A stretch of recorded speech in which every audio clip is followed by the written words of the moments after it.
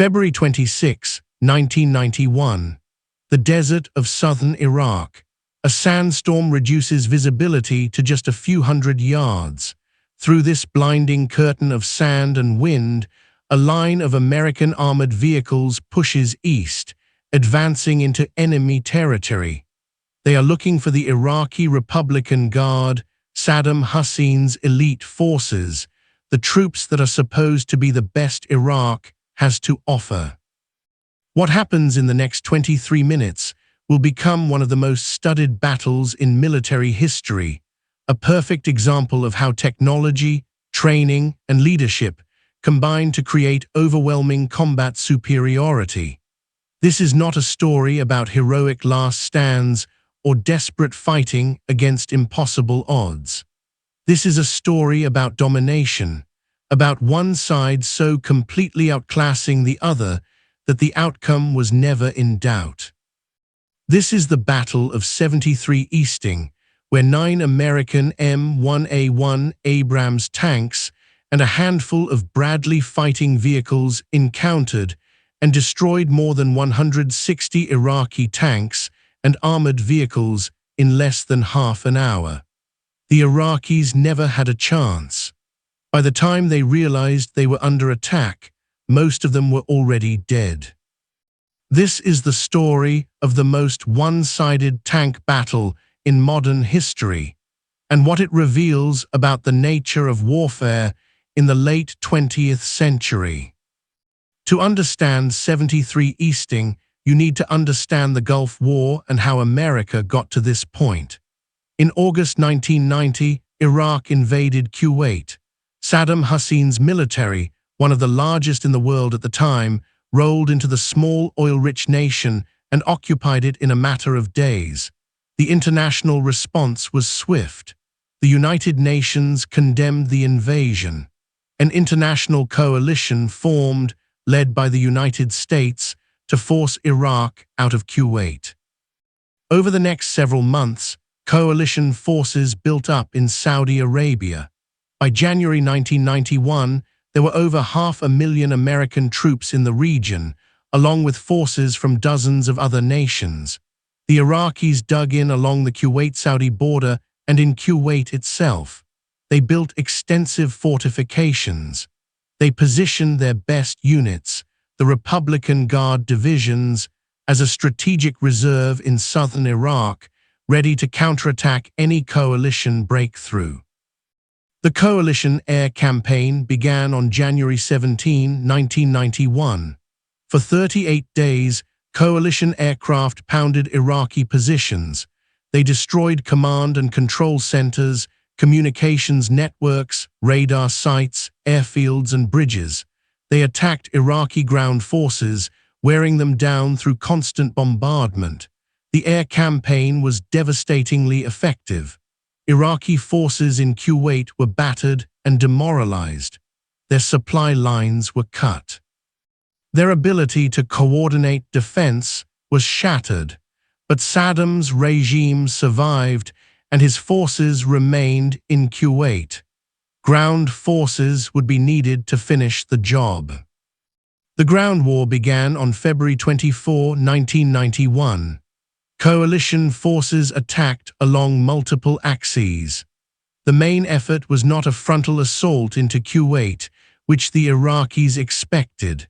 Instead, the main attack was a massive left hook into southern Iraq, swinging west and then north and east to cut off Iraqi forces in Kuwait and to destroy the Republican Guard. This was classic maneuver warfare.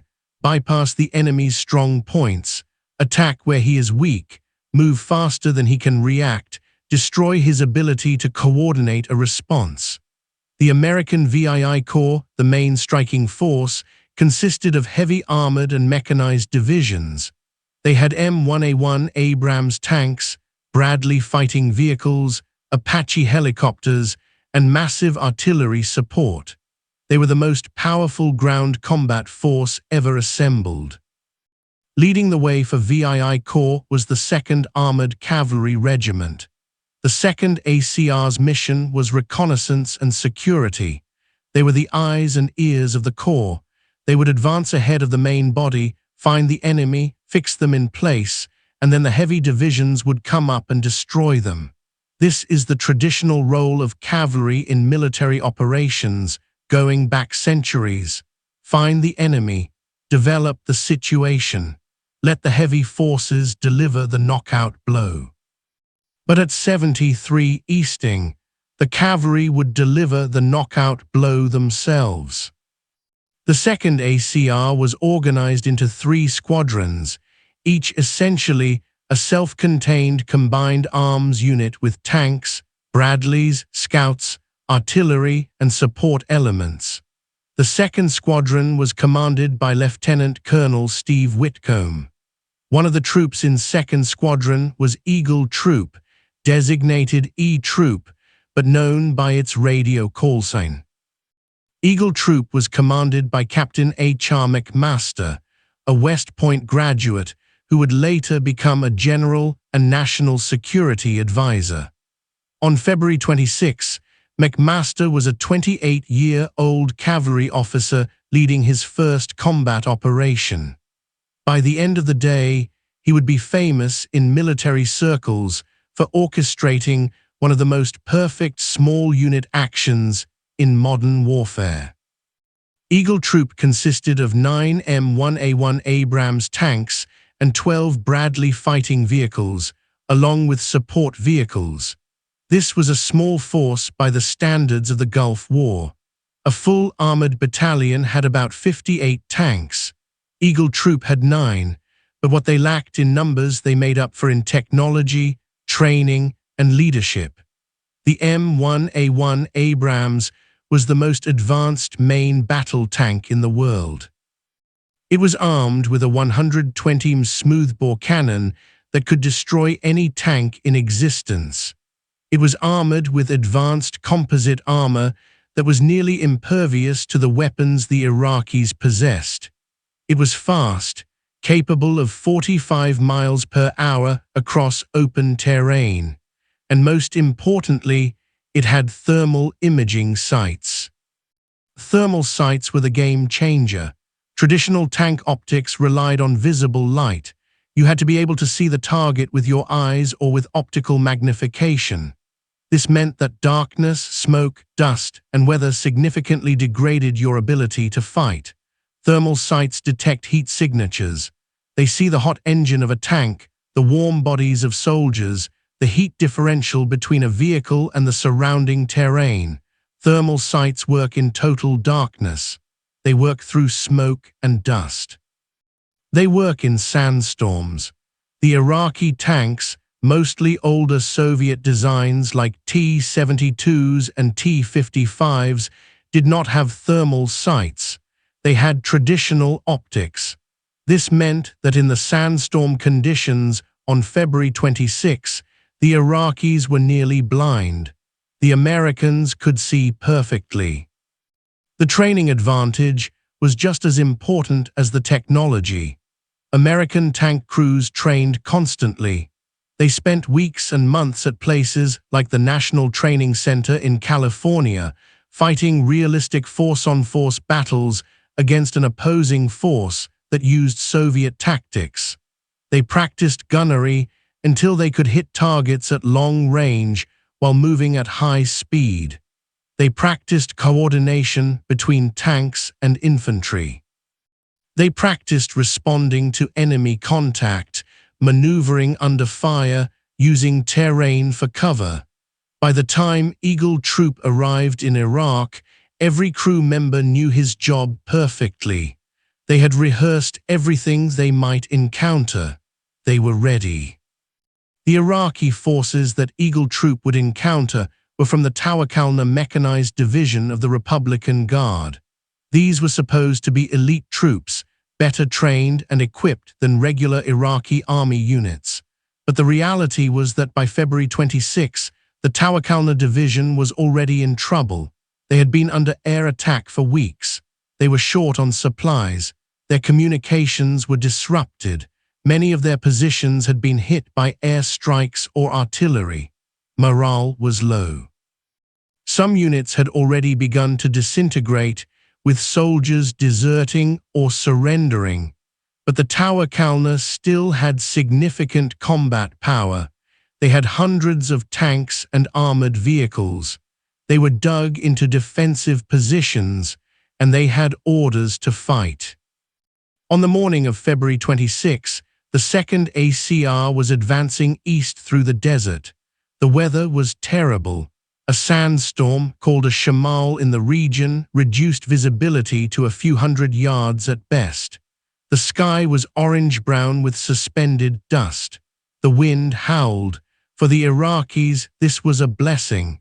They could not see the Americans coming, but the Americans could not see them either, or so the Iraqis thought.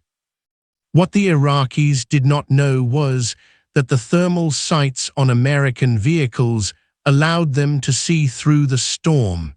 The Americans were not blind. The Iraqis were. Eagle Troop was in the lead, advancing in a line formation. McMaster's command tank was in the center. The other 8 tanks were spread out in a line on either side of him. The Bradleys followed behind. They were using GPS navigation, a relatively new technology at the time, to track their position. The 2nd ACR had been given phase lines, imaginary lines on a map designated by their distance in kilometers east of a reference point. Phase line 73 easting, meaning 73 kilometers east of the reference point, was their limit of advance for the day. They were to stop there, establish a defensive line, and wait for the heavy divisions to come up. This phase line, just a number on a map, would give the battle its name. At approximately 4:00 in the afternoon, Eagle Troop was approaching 73 easting.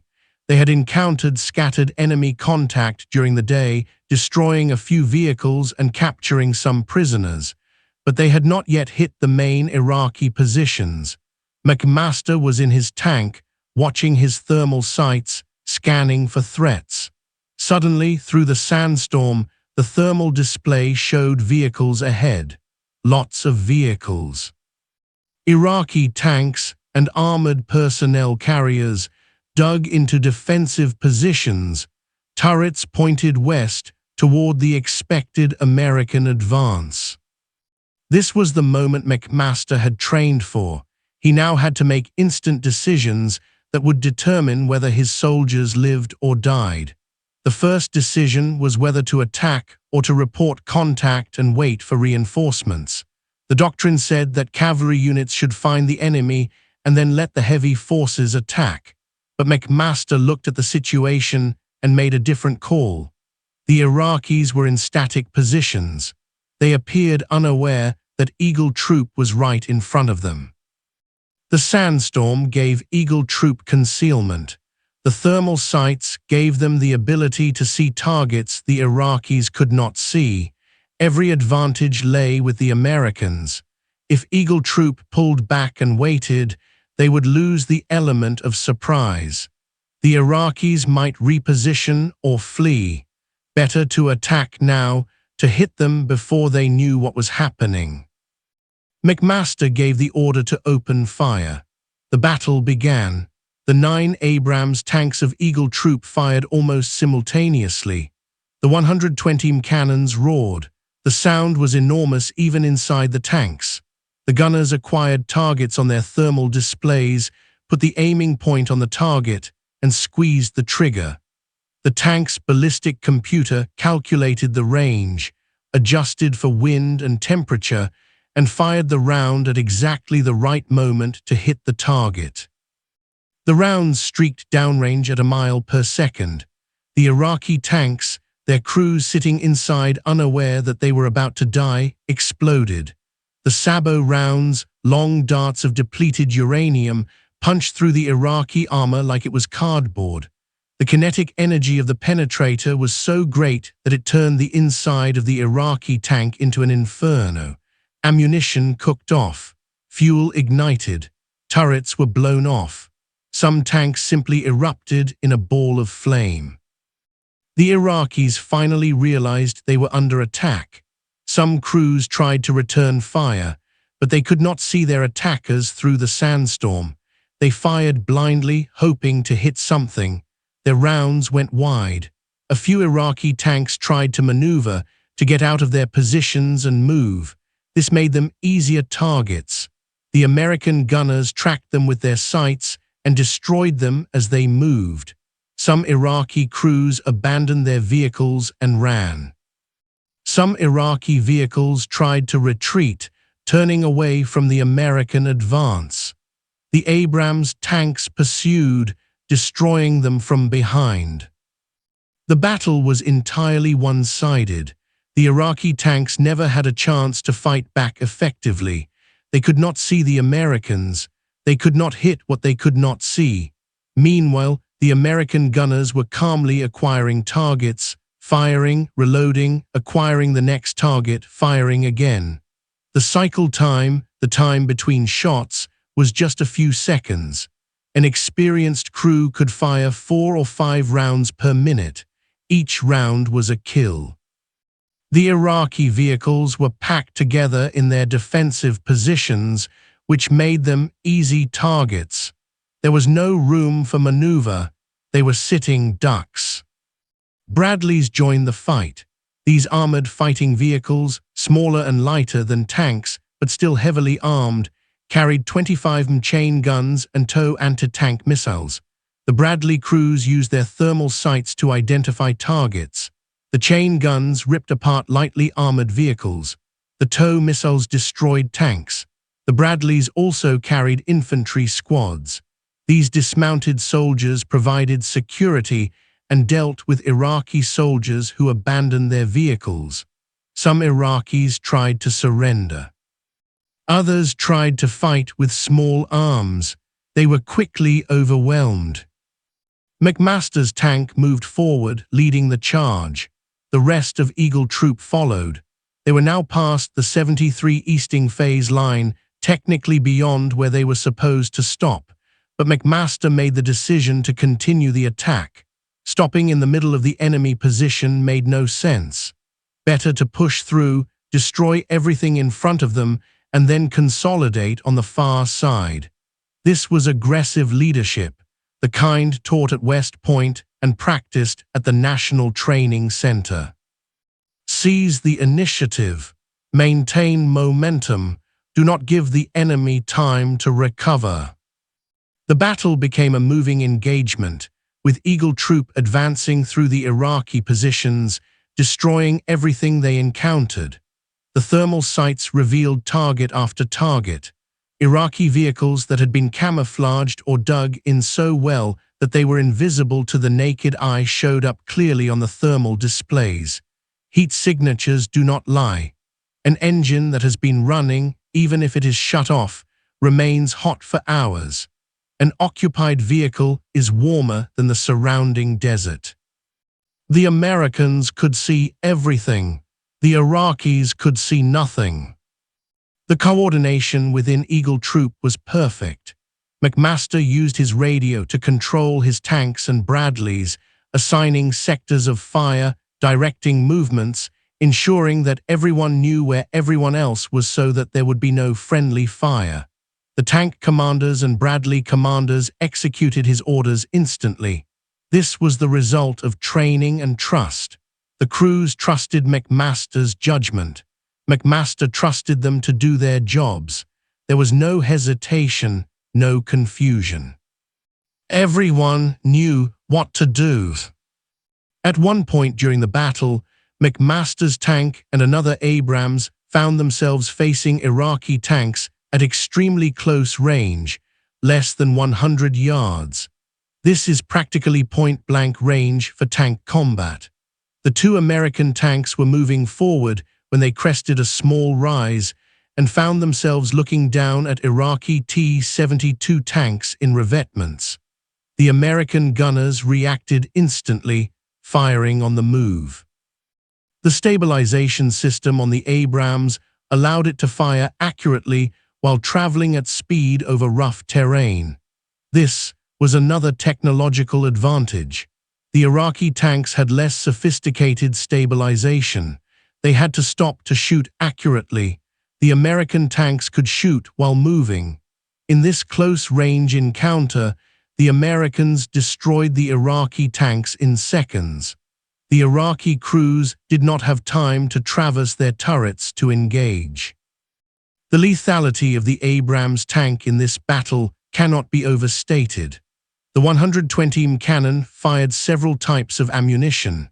The most common in this battle was the M1A1 sabot round. This was a kinetic energy penetrator, a long rod of depleted uranium in a discarding sabot. When fired, the sabot fell away and the penetrator flew toward the target at incredible velocity. Depleted uranium is extremely dense and hard, denser than lead, almost as dense as tungsten.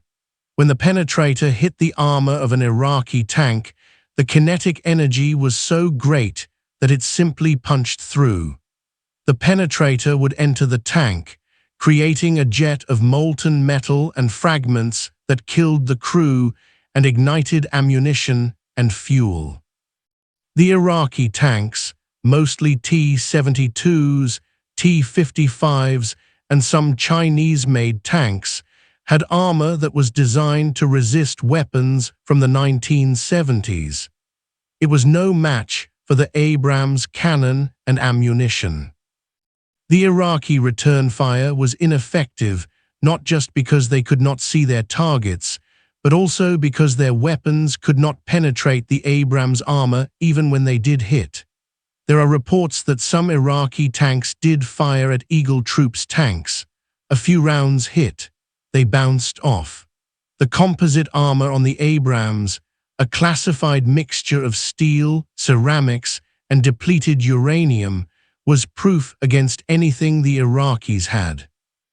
The Iraqi tank crews must have been terrified, firing their best shots, seeing them hit the American tanks, and watching as the American tanks kept coming, unharmed, and returned fire with devastating accuracy. As the battle progressed, McMaster realized that they had stumbled into a much larger enemy force than intelligence had indicated. This was not just a company or battalion of Iraqi tanks. This was a brigade-sized defensive position, part of the Tawakalna Division's main line. Eagle Troop was heavily outnumbered, but numbers meant nothing in this fight. The Iraqis could not bring their superior numbers to bear because they could not see to shoot. Meanwhile, the Americans were systematically destroying every vehicle they encountered. The lopsided nature of the battle was becoming clear. This was not a fight. This was a slaughter. Other elements of the 2nd ACR were engaged in similar battles to the north and south of Eagle Troop. Ghost Troop and Iron Troop, the other cavalry troops in 2nd Squadron, were also destroying Iraqi positions. The entire 73 Easting area became a killing field, but Eagle Troop's action was the most dramatic and would become the most famous. The density of enemy vehicles in Eagle Troop's sector, the rapid pace of the engagement, and the overwhelming nature of the victory made it a case study for military historians. By the time the battle ended, about 23 minutes after it began, Eagle Troop had destroyed more than 30 tanks, more than 30 armored personnel carriers, and numerous other vehicles. Some estimates put the total even higher. The exact count is difficult because some vehicles were destroyed by multiple hits, some were already damaged by air strikes, and the battlefield was chaotic. But conservative estimates are that Eagle Troop destroyed over 60 armored vehicles. Other elements of 2nd Squadron destroyed another 100 or more. The entire 2nd ACR destroyed several hundred Iraqi vehicles during the day. The Battle of 73 Easting was part of a larger engagement, but it was the most intense and most studied part. The casualties tell the story of how one-sided the battle was. Eagle troops suffered no killed in action. None, not a single American soldier in Eagle troop died in the battle. There were a few wounded, but the injuries were relatively minor. One Bradley was hit by Iraqi fire and damaged, but the crew survived. Against this, the Iraqis lost hundreds of soldiers killed, hundreds more captured, and lost virtually all of their combat vehicles in the sector. The exchange ratio was so lopsided that it barely qualifies as a battle in the traditional sense. It was more like an execution. The aftermath of the battle was surreal. As the sandstorm began to clear, the sun setting through the dust, the battlefield was revealed. Burning vehicles stretched for miles. The hulks of Iraqi tanks, turrets blown off, black smoke pouring from them dotted the desert. Bodies lay scattered around the destroyed vehicles, Iraqi soldiers who had tried to flee or who had been killed in their tanks. Some Iraqi soldiers walked toward the American lines with their hands up, surrendering. They looked dazed, in shock. They had been defeated so quickly and so completely that they barely understood what had happened. McMaster ordered his troops to consolidate their position and establish a defensive perimeter. They had advanced well beyond the 73 Easting Phase line into what was supposed to be the next day's objective, but McMaster decided to hold where they were. The position dominated the terrain. Falling back made no tactical sense. He reported the situation to Lieutenant Colonel Whitcomb, his squadron commander.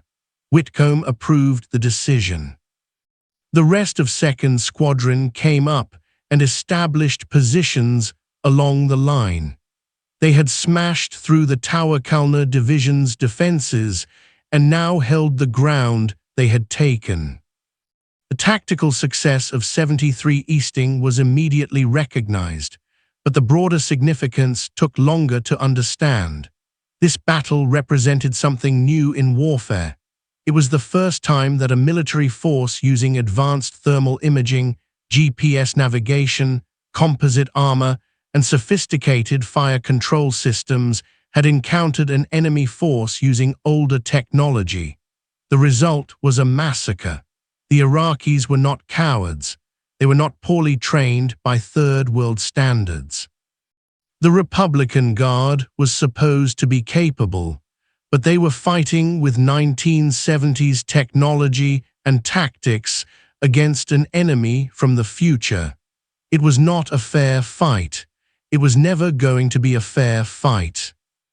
The Battle of 73 Easting and the Gulf War more broadly demonstrated that the nature of conventional warfare had changed. The side with technological superiority, especially in targeting and precision, had an almost insurmountable advantage. This would shape military thinking for the next 3 decades. Every major military in the world would seek to acquire the kinds of technologies that gave the Americans such an advantage at 73 Easting. Thermal sights became standard. GPS became standard. Precision munitions became standard. The lesson was clear. If you are going to fight a conventional war against a technologically advanced enemy, you will lose, and you will lose badly. The human element of the battle is worth exploring in depth. H.R. McMaster, the Eagle Troop commander, was 28 years old. He was not a career soldier near retirement. He was a young officer early in his career. His decisions during the battle, his aggressiveness, his willingness to push past his designated limit of advance, his tactical skill in managing the engagement, all of these marked him as an exceptional leader. McMaster would go on to have a distinguished career, eventually becoming a 3-star general and serving as National Security Advisor under President Trump. But his fame in military circles rests primarily on his performance at 73 Easting. It was a perfect small unit action, the kind that gets taught at military schools for decades afterward. The tank commanders and gunners in Eagle Troop were mostly young men, sergeants and staff sergeants in their 20s. The gunner's position in an Abrams tank is arguably the most important during combat. The gunner operates the main gun, acquires targets and fires. A skilled gunner can hit targets at ranges exceeding 2 kilometers while the tank is moving at high speed. The gunners in Eagle Troop that day were at the top of their game. They were calm under pressure. They followed their training. They applied the skills they had practiced for years, and they destroyed everything they aimed at. The tank loaders, the crew members who physically load the main gun rounds, were also critical. The Abrams has a manual loading system, not an autoloader. This means that after each shot, the loader has to pull a round from the ammunition storage, load it into the breech, close the breech, and signal ready. A good loader can do this in 3 to 4 seconds. The loaders in Eagle Troop were fast and efficient. In the heat of battle, with the tank rocking from firing, with the noise and stress, they kept loading. Their speed and reliability allowed the gunners to maintain a high rate of fire. The drivers, often overlooked in discussions of tank combat, played their role perfectly. The driver sits in the front of the hull, controls the tank's movement, and has to navigate over rough terrain while following the tank commander's directions. In the sandstorm and smoke of the battle, the drivers kept the tanks moving, maintained formation, and maneuvered as ordered. Good driving kept the tanks in advantageous positions and presented the enemy with moving targets that were harder to hit. The tank commanders, the NCOs who commanded each individual tank and coordinated with McMaster, were experienced professionals. They had been in the army for years. They knew their jobs. They kept their crews focused and effective. They communicated constantly over the radio net, reporting targets, coordinating fires, ensuring that multiple tanks did not engage the same target when there were plenty of targets to go around. This level of coordination is difficult to achieve and requires training and discipline. Eagle Troop had both. The Bradley crews, both the vehicle crews and the infantry squads they carried, also performed superbly. The Bradley fighting vehicle is a complex weapons platform. It has a 25mm chain gun, a coaxial machine gun, and a tow missile launcher.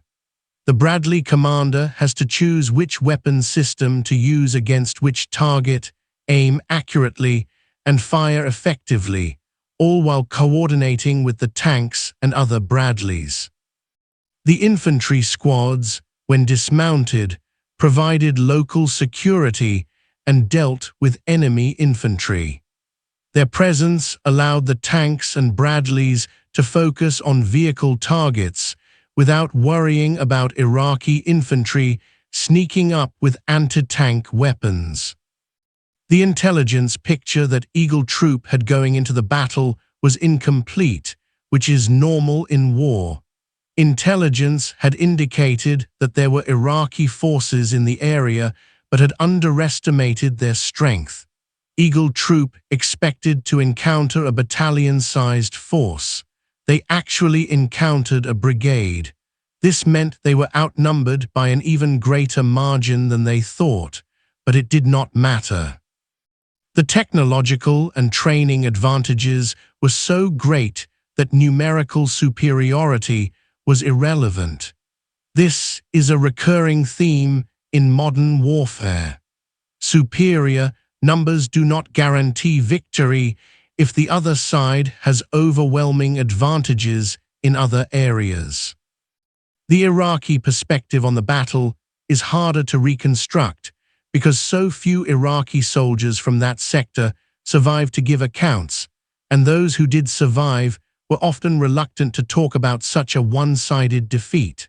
From what can be pieced together from prisoner interrogations and post-war interviews, The Iraqi soldiers in the Tawakalna division positions knew they were in trouble even before Eagle Troop arrived. They had been bombed relentlessly from the air. Their supply lines were cut. They had not received food or water in days. Many were demoralized. Some wanted to surrender, but their officers threatened to shoot deserters. When the Americans arrived, the Iraqis were already in a weakened state, physically and mentally. The sudden violence of the American attack, coming out of a sandstorm without warning, was shocking. Iraqi soldiers reported that they were in their vehicles, waiting, when suddenly there were explosions all around them. Vehicles were blowing up. They had no idea where the fire was coming from. Some crews tried to return fire in the direction they thought the attack was coming from. Their rounds disappeared into the sandstorm. Then their own vehicle would be hit, and they would be scrambling to escape before the ammunition exploded. Those who got out of their vehicles faced the choice of running, hiding, or surrendering. Many surrendered as quickly as they could. Others ran and were hunted down by the Bradleys. A few tried to fight with rifles and were killed. It was chaos and terror from the Iraqi perspective. The Iraqi equipment, while numerous, was simply not competitive with the American equipment. The T-72 tank, the best tank the Iraqis had in this sector, was a capable platform by 1980s standards. It had a 125mm gun, composite armor, and reasonably good mobility. But it was designed in the 1970s, and the export versions sold to Iraq lacked many of the features of the Soviet military's own T-72s. The fire control system was basic, the armor was thinner, the ammunition was less effective. Against an M1A1 Abrams, the T-72 was outclassed in every category. Range, armor, accuracy, fire control, crew training, all favored the Abrams. It was not a fair fight. The T-55 and T-62 tanks, older Soviet designs from the 1950s and 1960s, were even worse. These tanks were obsolete. They might have been effective in 1970. By 1991, they were death traps. Their armor could be penetrated by the Abrams gun at any range. Their own guns could not penetrate the Abrams frontal armor at all. They were slower, less reliable, and had primitive fire control systems. Iraqi crews in these tanks were being sent to their deaths by commanders who either did not understand or did not care how overmatched they were. The tactical doctrine the Iraqis used was also flawed. They had established static defensive positions, dug in tanks to use them as pillboxes. This is a defensive tactic that works against an enemy who attacks on predictable avenues of approach, where you can prepare fields of fire and use terrain to advantage. But it assumes that you can see the enemy coming and engage them at range. Against an enemy with thermal sights attacking through a sandstorm, the static defense was suicide. The Iraqi tanks could not see to shoot. They could not move because they were dug in. They just sat there and died. The Iraqi command and control, already degraded by weeks of air attacks, collapsed during the battle. Units lost contact with their headquarters. Orders could not be received. Reports could not be sent. Local commanders were on their own, trying to make decisions without information about what was happening even a few hundred yards away. Some Iraqi units fought to the end. Others surrendered quickly. There was no coordination, no unified response. The Tawakalna division was fighting as isolated pockets, each one destroyed in turn by the Americans. The speed of the American advance was another factor.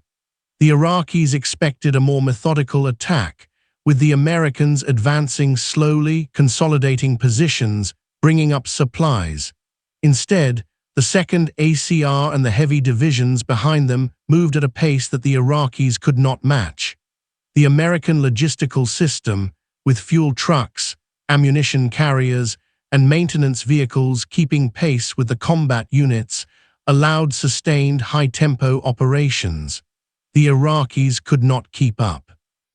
By the time they realized where the Americans were, it was too late. They were already being attacked. The role of air power in setting the conditions for 73 Easting cannot be ignored. The weeks of air strikes before the ground war started had destroyed much of Iraq's ability to fight effectively. Radar sites were gone, so Iraqi forces could not track coalition aircraft. Communications were disrupted, so units could not coordinate. Supply lines were cut, so units were short on food, fuel, and ammunition. The Iraqi Air Force was destroyed or fled to Iran, so there was no air cover for Iraqi ground forces. All of this meant that when the ground war started, the Iraqi military was already crippled. The Battle of 73 Easting was the coup de grace, the finishing blow to an enemy that had already been beaten down. The integration of different combat systems in the American military was on full display at 73 Easting. Tanks, infantry fighting vehicles, artillery, attack helicopters, and air support all worked together seamlessly. This is combined arms warfare, the coordination of different types of forces to create synergistic effects. The tanks destroyed enemy armor. The Bradleys suppressed enemy infantry and light vehicles. Artillery provided fire support when called. Helicopters hunted targets beyond the line of sight. Each component reinforced the others. The Iraqis had the individual pieces, tanks and artillery and infantry, but they could not integrate them effectively. The Americans had trained for years to perfect combined arms operations. It showed. The GPS navigation used by Eagle Troop was cutting-edge technology at the time. The global positioning system was fully operational, but was still relatively new to military users. Having precise location information allowed McMaster to know exactly where his forces were, to navigate in a sandstorm, to coordinate with other units, and to call in artillery and air support with precision. The Iraqis had no equivalent technology.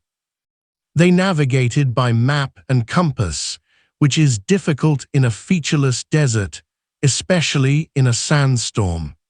This navigation advantage allowed the Americans to maintain formation and coordination while the Iraqis were disoriented. The communication systems were another American advantage. Each tank and Bradley had multiple radios. Tank commanders could talk to their platoon, to the troop commander, to adjacent units. Information flowed rapidly. McMaster knew what each of his vehicles was doing at all times. He could adjust his plan based on what was happening. The Iraqis had radios, but they were less reliable, and many had been destroyed or jammed. Iraqi units were often isolated, unable to communicate. This meant they could not call for help, could not coordinate counterattacks, could not even report what was happening. They fought and died in isolation. The training at the National Training Center deserves special emphasis. The NTC, located at Fort Irwin in California's Mojave Desert, is a large training area where Army units conduct realistic force-on-force exercises against an opposing force that uses Soviet-style tactics. Units rotate through the NTC for intensive training rotations lasting several weeks. The 2nd ACR had trained at the NTC multiple times before deploying to the Gulf. They had fought against an enemy that attacked like the Iraqis would attack. They had practiced responding to contact, maneuvering under fire, coordinating combined arms. The scenarios at the NTC were harder than what they encountered in Iraq. The OPFOR at the NTC was better trained and more aggressive than the Iraqi Republican Guard. This meant that when Eagle Troop encountered the Iraqis at 73 Easting, it felt familiar. They had done this before. They knew what to do. They executed almost flawlessly. The maintenance and logistical support for Eagle Troop and the rest of the 2nd ACR was excellent. Tanks and Bradleys are complex machines that require constant maintenance. In the desert environment, sand gets into everything: engines, tracks, weapons systems. Keeping the vehicles running required skilled mechanics working around the clock. The maintenance crews with Eagle Troop kept every vehicle operational. When the battle started, all 9 tanks and all the Bradleys were ready to fight. This operational readiness rate was a result of good maintenance, good logistics, and the reliability of the vehicles themselves. The Abrams and Bradley had proven themselves in the desert. They were designed to operate in harsh conditions. They worked. The fuel consumption of the Abrams tank is enormous. The gas turbine engine drinks fuel. An Abrams can burn through 300 gallons of fuel in a few hours of hard driving and fighting. Keeping the tanks fueled required a constant stream of fuel trucks. The logistical system that supported Eagle Troop ensured that fuel was always available. Tanks were refueled during pauses in the advance. This allowed them to keep moving and fighting without worrying about running out of fuel. The Iraqis, by contrast, were short on fuel. Some Iraqi units abandoned perfectly functional vehicles simply because they had no fuel to run them. The ammunition expenditure was also significant. Each Abrams carried about 40 main gun rounds. Each Bradley carried several hundred 25 rounds and multiple tow missiles. During the battle, Eagle Troop's tanks fired dozens of main gun rounds. The Bradleys fired hundreds of chain gun rounds and multiple missiles. After the battle, the vehicles had to be rearmed. Ammunition trucks brought up fresh supplies. This rapid resupply allowed the unit to be ready to fight again within hours. The Iraqi ammunition supplies, already depleted by air attacks and isolation, could not be replenished. Iraqi units that ran out of ammunition had no way to get more. They were helpless. The role of leadership at every level contributed to the success. McMaster's leadership at the troop level was critical, but above him, Lieutenant Colonel Whitcomb's leadership at the squadron level allowed McMaster the freedom to make aggressive decisions. Whitcomb trusted his troop commanders. He gave them mission orders, specifying what needed to be accomplished, but not micromanaging how to do it. This mission command philosophy, deeply embedded in the U.S. Army, allows subordinate leaders to exercise initiative and adapt to changing situations. It is the opposite of the rigid, top-down command style that the Iraqi military used. Iraqi officers waited for orders from higher headquarters. American officers made decisions on the spot and informed higher headquarters afterward. The intelligence and reconnaissance that preceded the battle provided valuable information, but also had limitations.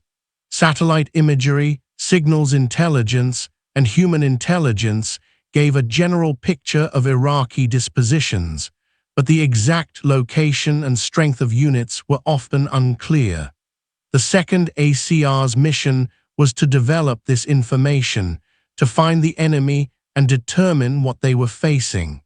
Eagle Troop did exactly this. They found the enemy, fixed them in place by engaging them, and developed the situation by destroying them. This is reconnaissance by force, using combat units to gather information. It is risky but effective. The artillery support available to Eagle Troop was substantial. The 2nd ACR's artillery battalion could fire missions in support of the cavalry troops. During the battle, McMaster called for artillery strikes on Iraqi positions. The artillery rounds landed with accuracy, suppressing enemy forces and destroying vehicles. The combination of direct fire from tanks and Bradleys and indirect fire from artillery was devastating. The Iraqis had artillery too, but they could not call in effective fire support because their communications were disrupted, and their forward observers could not see the Americans through the sandstorm. The medical support for Eagle Troop ensured that wounded soldiers received immediate care.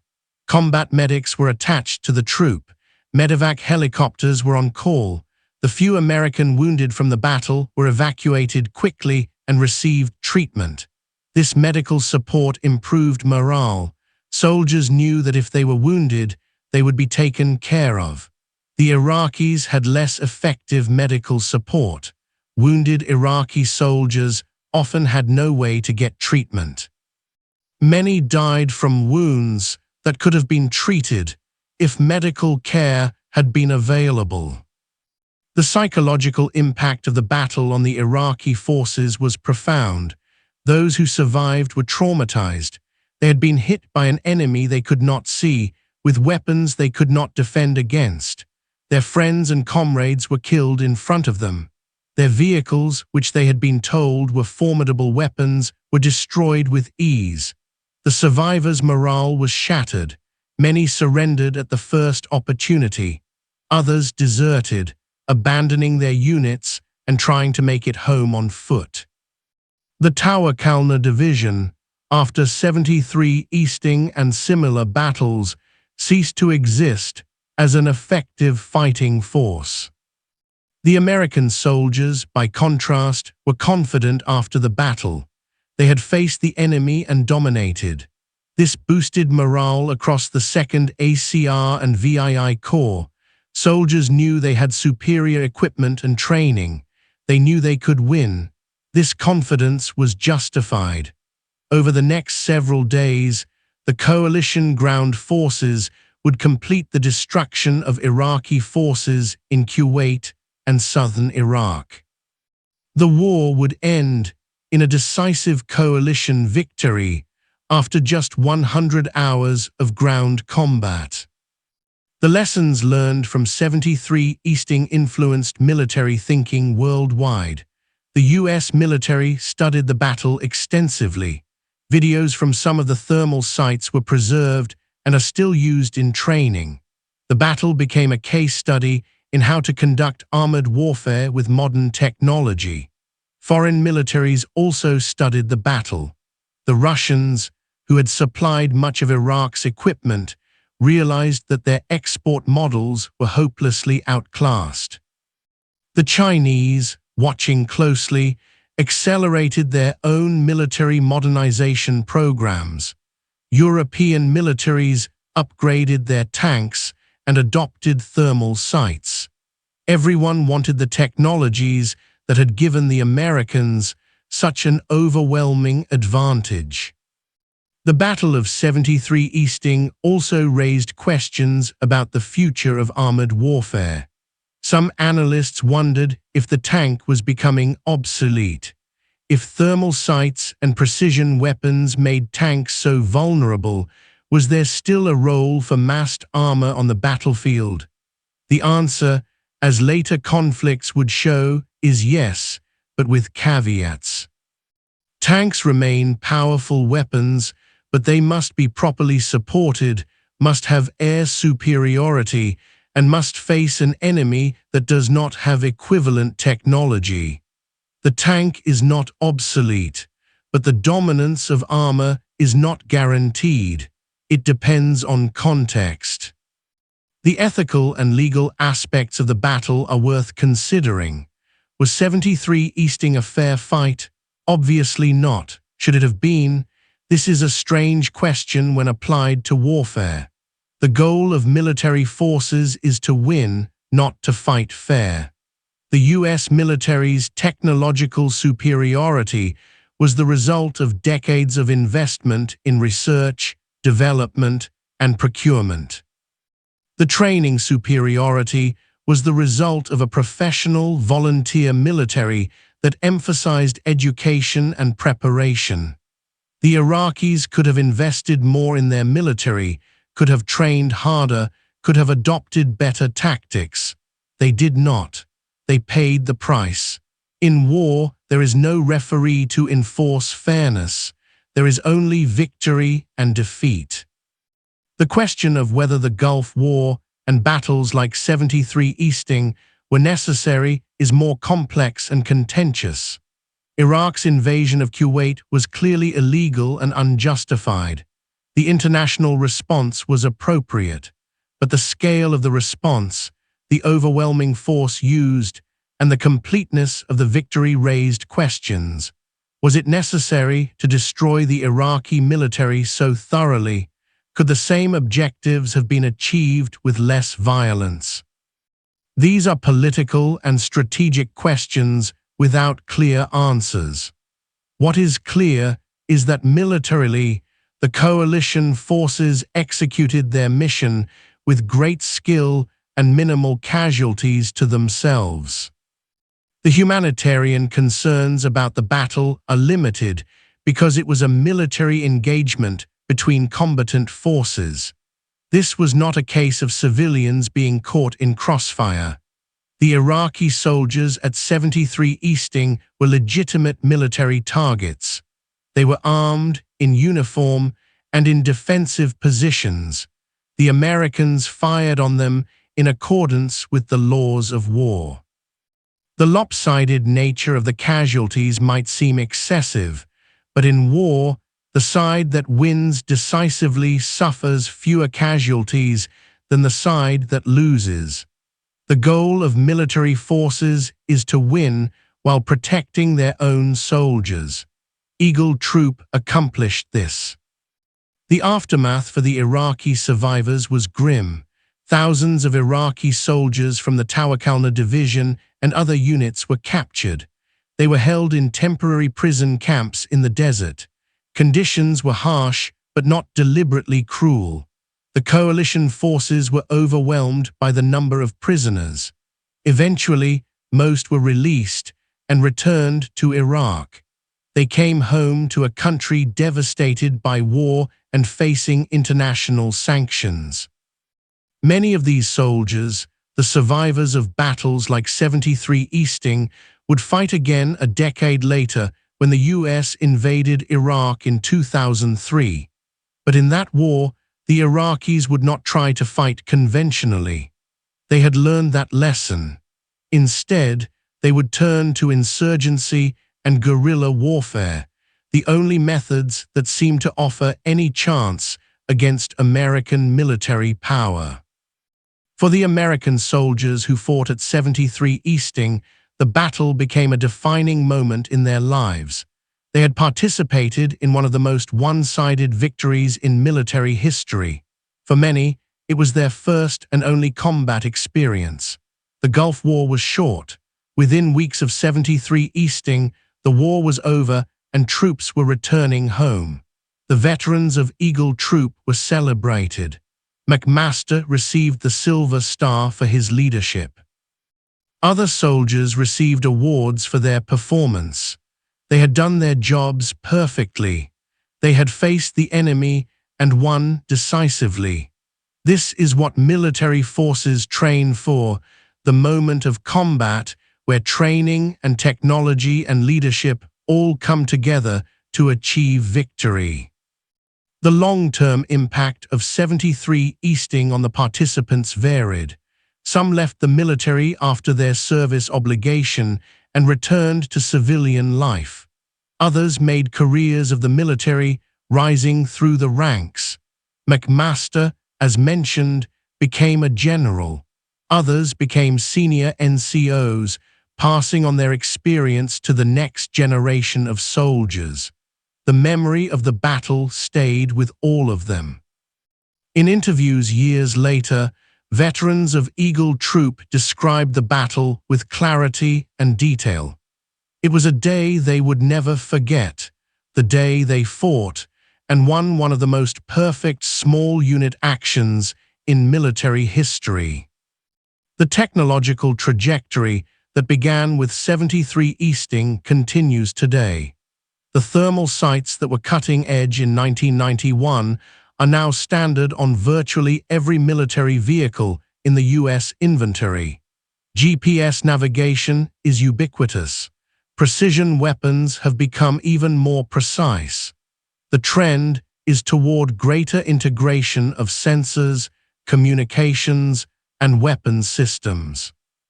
The future battlefield, as envisioned by military planners, will be even more networked, with real-time information sharing between platforms, with artificial intelligence assisting in target identification and engagement.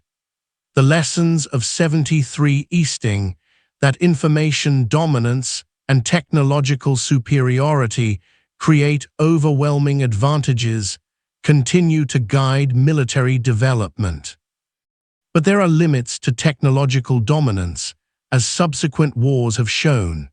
In Iraq and Afghanistan, the U.S. military found that overwhelming conventional superiority does not guarantee victory against an adaptive enemy using asymmetric tactics.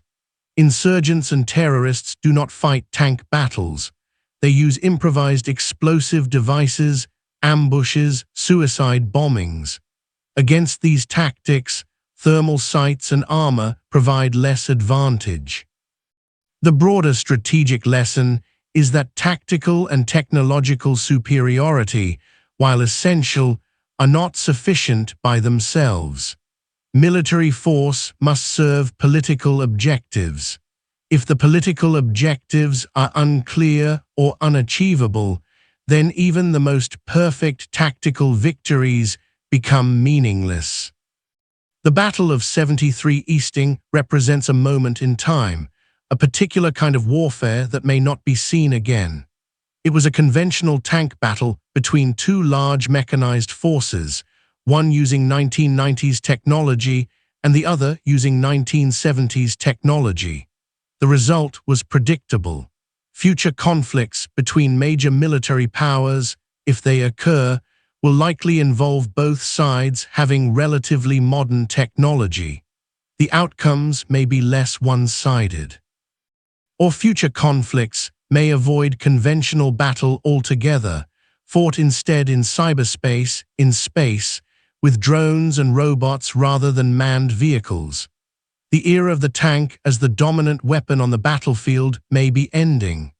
But for one afternoon in the Iraqi desert, on February 26, 1991, the tank reigned supreme, and Eagle Troop demonstrated what skilled tank crews with superior technology could accomplish.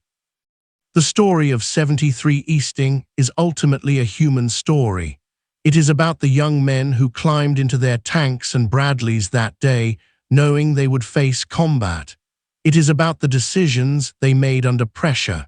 It is about the skills they had developed through training. It is about the courage to advance into enemy fire. It is about the coordination and teamwork that allowed them to function as a single cohesive unit. It is about leadership at every level. And it is about the terrible lopsidedness of modern war, where one side can have advantages so overwhelming that the outcome is never in doubt. The Iraqi soldiers who died at 73 Easting were not inferior as human beings. They were simply outmatched by technology, training, and leadership. In another time or place, with equal resources, the battle might have been different. But on that day, in that place, they never had a chance. 9 American tanks destroyed 160 Iraqi tanks in 23 minutes. It was not a fair fight. It was a demonstration of American military power at its peak, and it changed how the world thinks about warfare.